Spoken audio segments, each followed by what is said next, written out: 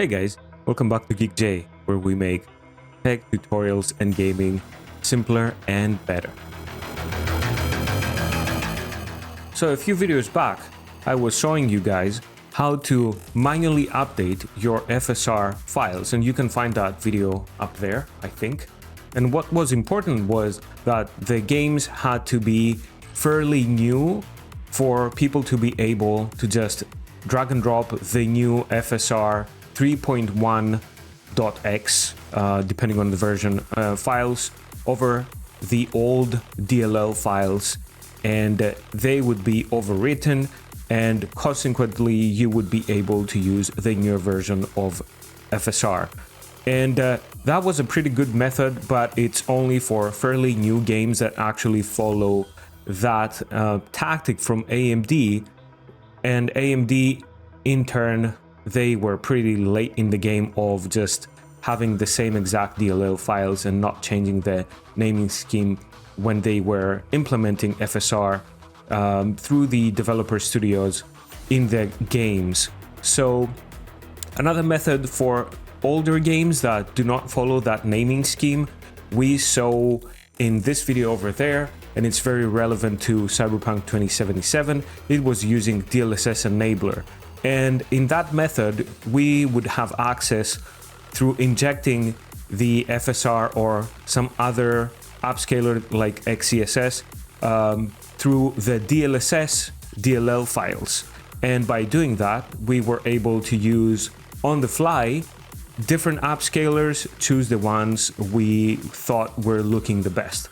The new arisen issue is that if you want to update FSR, it would be fairly easy. You just drag and drop the new DLL files in the installation folder of your game, where it contains the actual .exe file of the game you're playing, and it contains all of the DLSS-Enabler files, which is Optiscaler, fake NV API, and all those other mandatory files that need to be present, along with the AMD DLL files and the XeSS DLL files. So what would we do with XeSS? We have a very simple solution, and I'm gonna share it with you today. I'm gonna be showing you how to do it in Cyberpunk 2077, what are the effects in the game, and why I'm choosing to actually use lossless scaling for my frame generation instead of any frame generation provided into the game itself through DLSS-Enabler.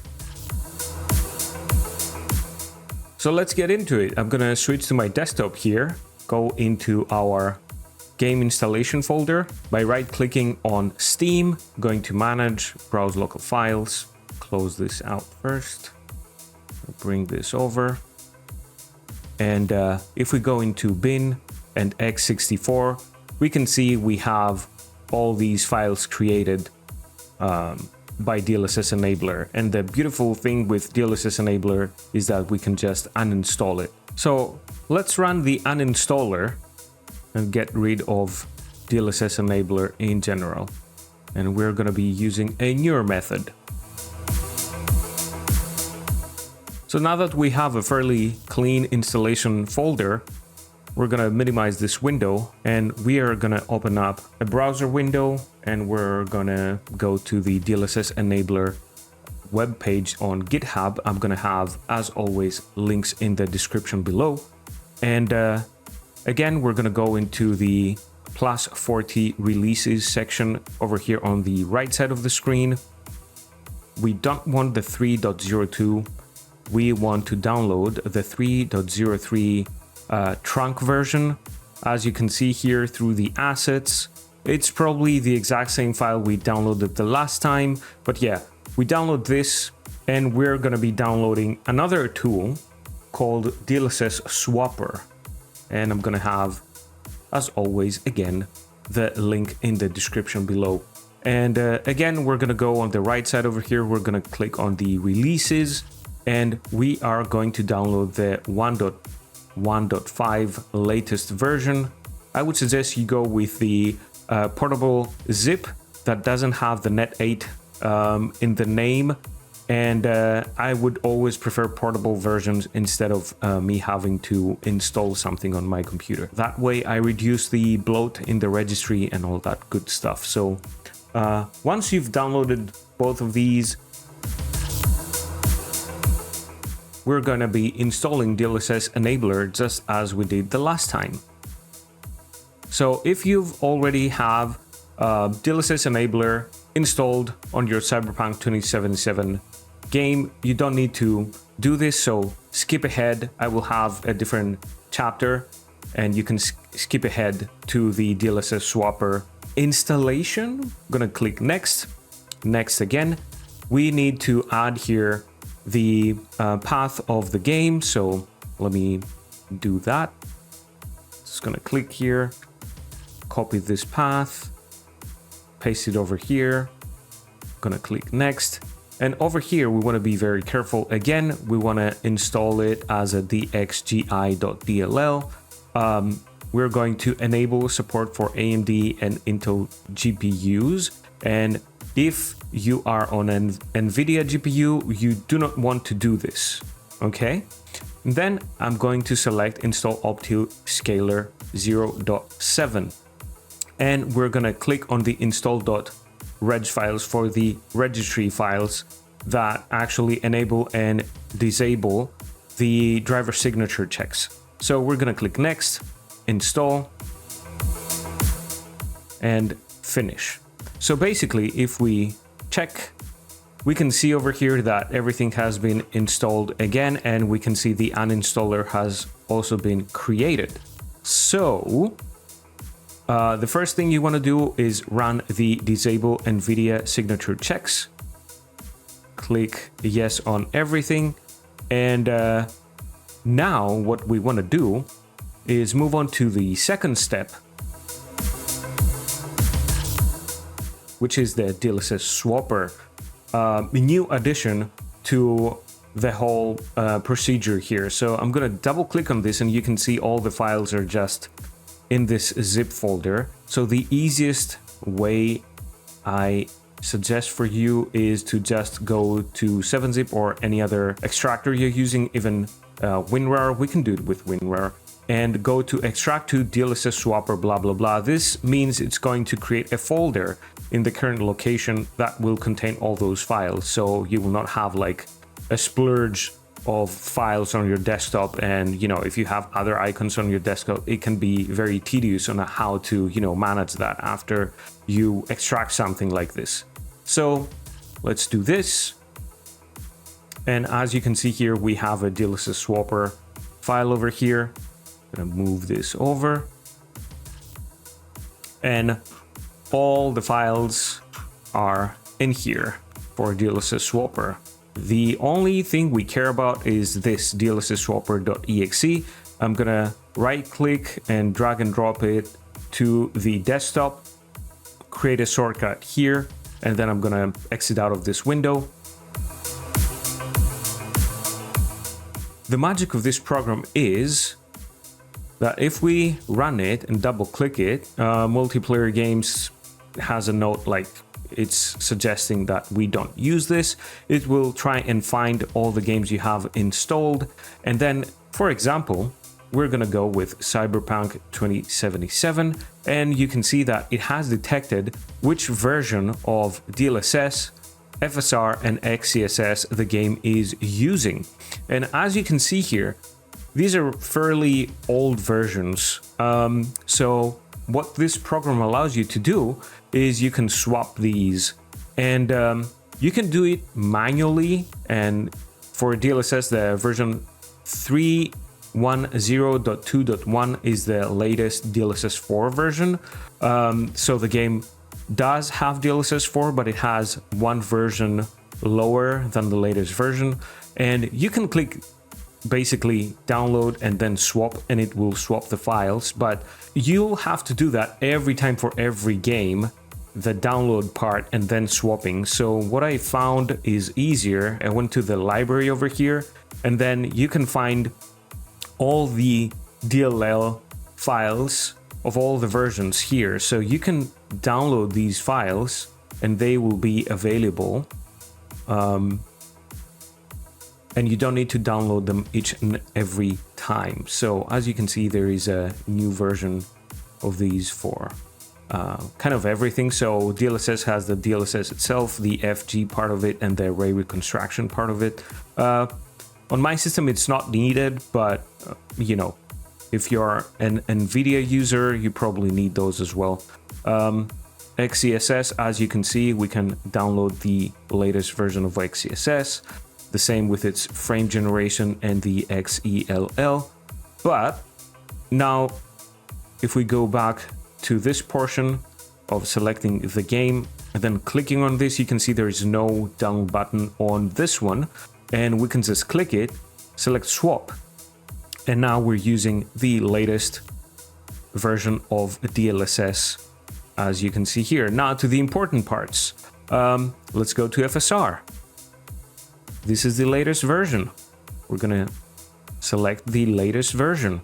And for XeSS, we're gonna do the same. So version 2.0018. We're gonna click on swap. So we're gonna close out of this one, close out of this one. And what we're gonna do next is run our mod organizer. If you have a modded game, always run it through mod organizer. I'm gonna run it through mod organizer. My mod organizer is on my secondary screen. If you're not running any mods, just run the game.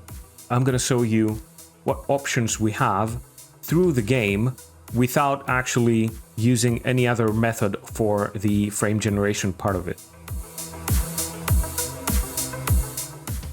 So let's go into settings, running Ultra Plus. If you're interested in Ultra Plus, you can check the video up there. I'm gonna have a card for it, and it's a pretty detailed video. There has been a lot of updates, but it's mostly for the PD next, so path tracing next part of it, and it basically concerns mostly NVIDIA users, as we as AMD users do not have access to the array reconstruction denoiser that actually makes the biggest difference when you're using path tracing. We only have the NRD denoiser, and it doesn't really work very well with AMD GPUs. The good thing is the developer Sami Lucia, sorry if I'm pronouncing her name wrong, has promised that she's going to be updating the NRD denoiser to work a lot better for AMD users, so looking forward to that. Anyway, we need to press apply for these settings to take effect, and then we're going to go into the graphics. And as you can see here, it says we're using DLSS Super Resolution. We do have access to the transformer model and stuff, but it doesn't change anything for AMD users. I'm running balanced and a bit of sharpness. Not running frame generation yet. Texture quality is on high. And if we press insert, you're gonna see that it has injected a different upscaler through the DLSS DLL, right? And we're gonna be doing some changes in this once we are in game. So let's load a save file.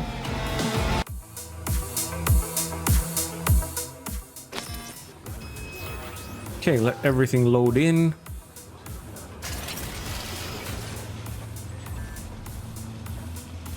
And if we press insert, you're gonna see it's using FSR 2.1.2. And we can basically change that. We can go with FSR 3.x. We press apply, and it will tell us specifically which upscaler it's using. Okay, then let me bring this up a little bit. We can save the INI file, and it will always use the FSR 3.x version when we actually launch this game. And as you can see, we are running at about 47 FPS at this particular scene with RT-PT, which is ray tracing plus path tracing bounce lighting through the amazing Ultra Plus mod, the latest version that you can actually find if you join their Discord, the Ultra Plus community, which is something I would suggest a lot of people to do that play Cyberpunk 2077. So anyway, what else can we do? We also have access to the latest XeSS. So if I press apply over here, you will see it says it's actually using the 2.0.0 version. It is using the KPSS model. I've found that the model 5 is more to my liking, and I'm gonna save this because this is my preferred method of upscaling in Cyberpunk 2077, because especially when there is fog and smoke, this does a far better job than FSR. So I'm very, very happy we have access to multiple upscalers instead of just, FSR instead of DLSS, and be stuck with the FSR version that the game developer provides and the XeSS version the game developer provides, instead of having the latest and greatest. So yeah, what can we do here? What else can we do here? Let me first of all go in here into the settings, and we're going to enable frame generation. We're gonna say DLSS frame generation because we want this to use the new version, and the new version is injected through the DLSS DLL files. So if you choose the AMD FSR frame generation here, it's going to switch everything to AMD FSR 3, not 3.1. Even if it's 3.1, it's going to be an older version that doesn't have the latest updates and doesn't look as good. It's not going to be taking advantage of all the work we just did with updating all our DLL files. So we have to restart the game for this to take effect. So I'm gonna quit and then run the game once again.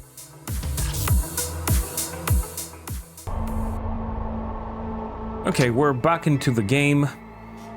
Let's go back into the settings, hit apply, go to graphics. You can see here it says DLSS frame generation is enabled. We're gonna go back to load the exact save.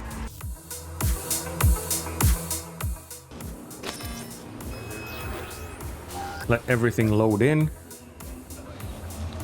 As you can see here, it says we are running at about 93, 94 frames per second.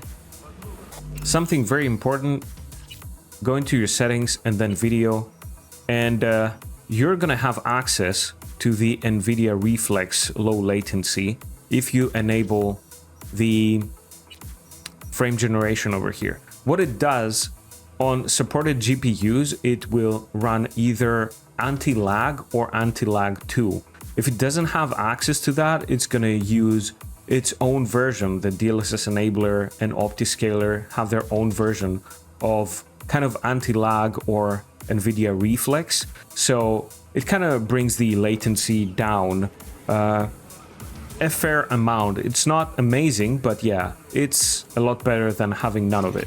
So as you can see, we are running this with frame generation. It is a lot smoother, but a big problem I have is the noise it produces when we move the camera.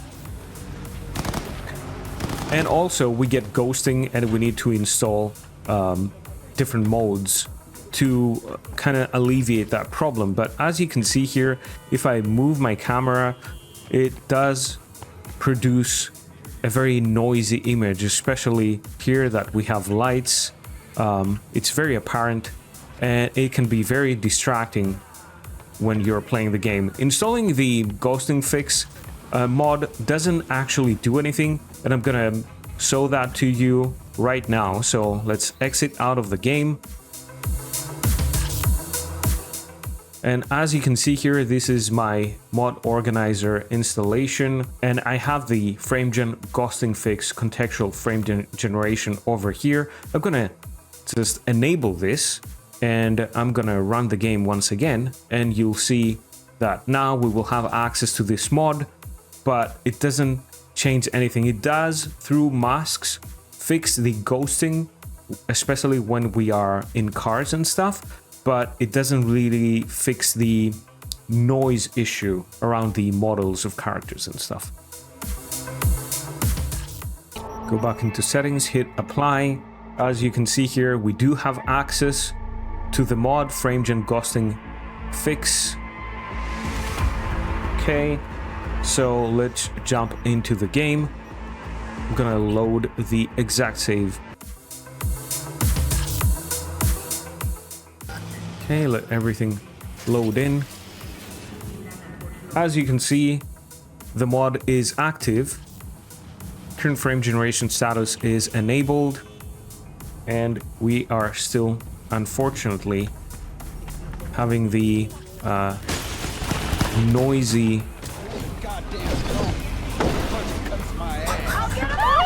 sometimes this mod list can make Night City get a little bit chaotic, especially with the gangs in the streets and stuff. But yeah, as you can see here, when I move my camera, the noise is very distracting, breaks my immersion immediately, and it happens on everything, like even on the font of that sign.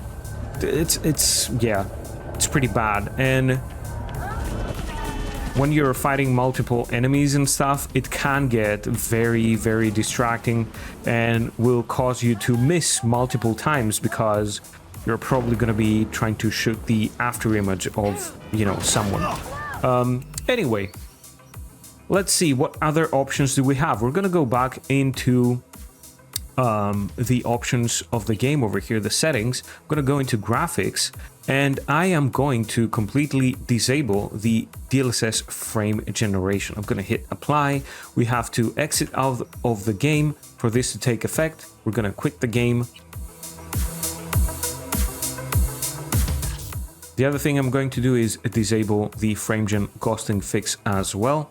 And I'm going to relaunch the game, and I'm going to show you that through DLSS-Enabler 3.03, we get access to Optiscaler 0.7 beta build, and that will allow us to enable frame generation through Optiscaler.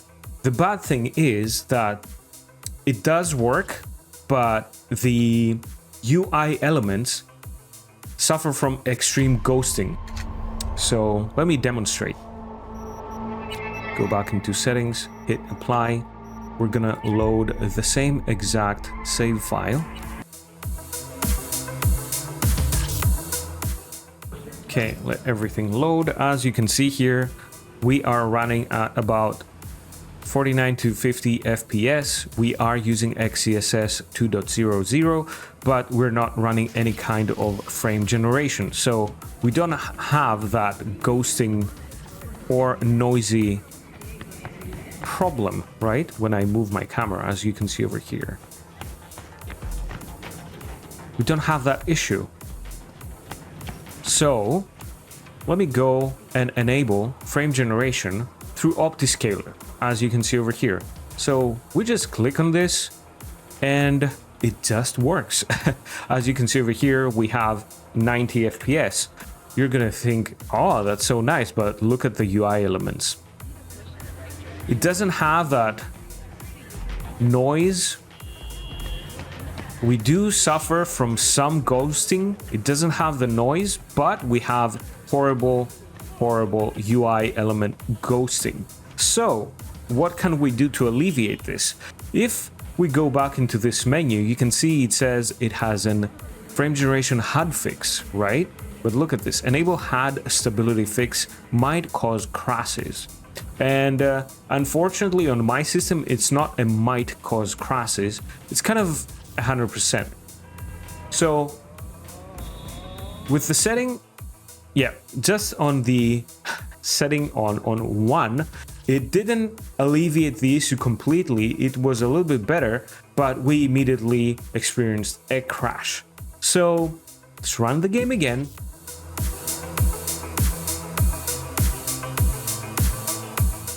Okay, go into settings, hit apply. We're gonna load.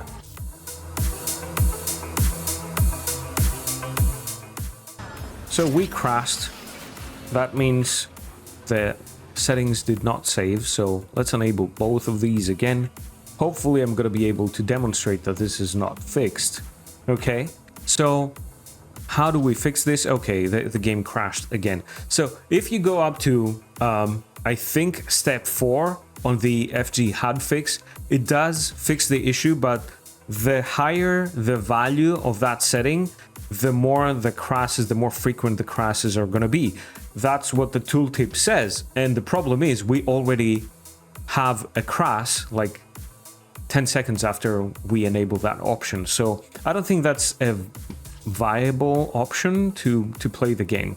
So how did I alleviate the issue? I'm using lossless scaling. It's a paid application and you can buy it through Steam. I'm gonna be running it right now just to show you what settings I'm using for Cyberpunk 2077. As you can see over here, this is a lossless scaling 3.0.0.2. As you can see, frame generation type, it's LSFG3. That's the built-in frame generation version of lossless scaling. I'm using the X2 mode. The resolution scale is not doing anything with the upscalers of the game like FSR or XeSS or anything like that. There are tooltips that you can read over here. It's about the process input frames and the resolution it's going to use to generate the output. Then I'm using the WGC capture API, and I am using the double buffering because these options offer, I think, a lot better latency in the game. And with double buffering on, I also experience a lot less latency. So WGC, I think, is only available to people running Windows 11 on the 24H2 update. If you're even on the 23H2, this will not work. So you will probably have to use the XGI, which is the suggested version for anything below 24H2 Windows 11. So anyway, I've created a profile over here and it will basically scale the game, which means it will apply any of these settings we have selected over here as soon as it detects that the game's exe is running. So let's run the game again. As you can see up here, it has already started scaling. So frame generation is already active. So let's load the exact same save game.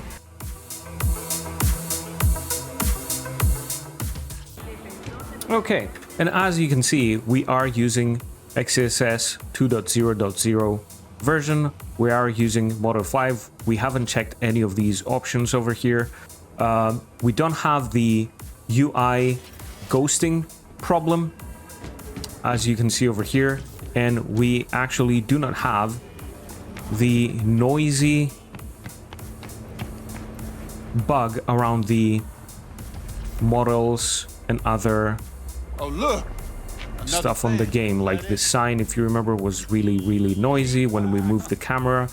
The lights over here were very noisy. That doesn't happen right now. So yeah, we basically get the best of all the worlds right now. Frame generation in-game is off, but it is actually running through lossless scaling, and this is how I get personally on my machine the best experience so far.